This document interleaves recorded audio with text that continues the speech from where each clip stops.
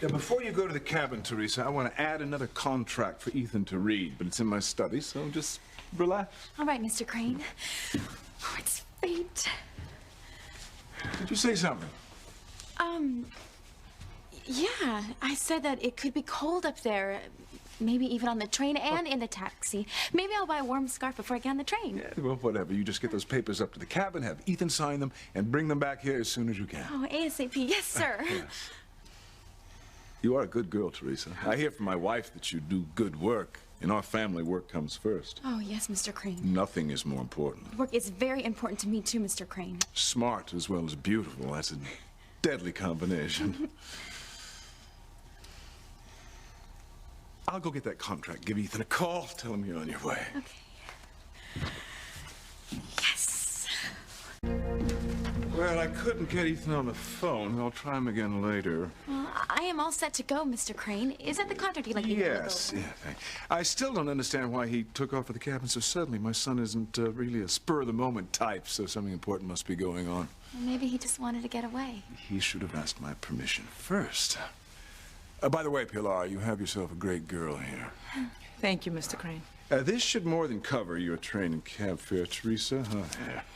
Thank you, Mr. Crane. You should be up and back in a couple of hours. Yes, sir. Ethan's going to be in for a big surprise when you come knocking on the door. Yes, sir. He will be very surprised. You haven't seen my reading glasses, have you, Pilar? Oh, they're in your pocket, sir. Oh, sorry. So they are. I don't know what I'd do without you. You would do just fine, Mr. Crane. No, you're indispensable, as is your daughter. She's a very hard worker, not to mention friendly, which I regret to say is not true of all the Lopez Fitzgeralds. If you mean Luis... Yes, your son has very little regard for us. He sees us as the enemy. He's a good son. Very devoted to you, I know. Yes. I can't tell you how badly I felt having to reveal to him that his father was a thief. He took it very hard. What else could I do but tell him? He was pressing me, giving me the third degree on why Martin disappeared the way he did. I had to tell him, Pilar.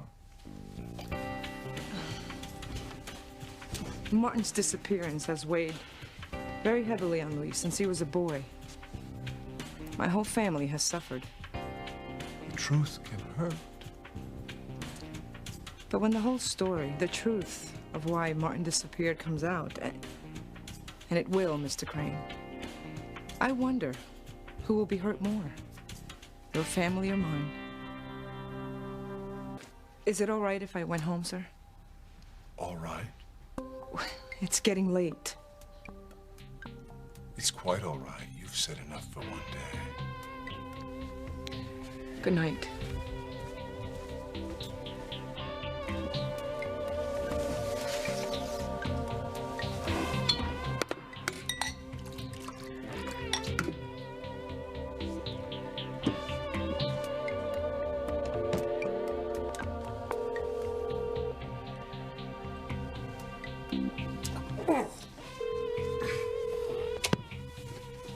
Father, we may have a problem.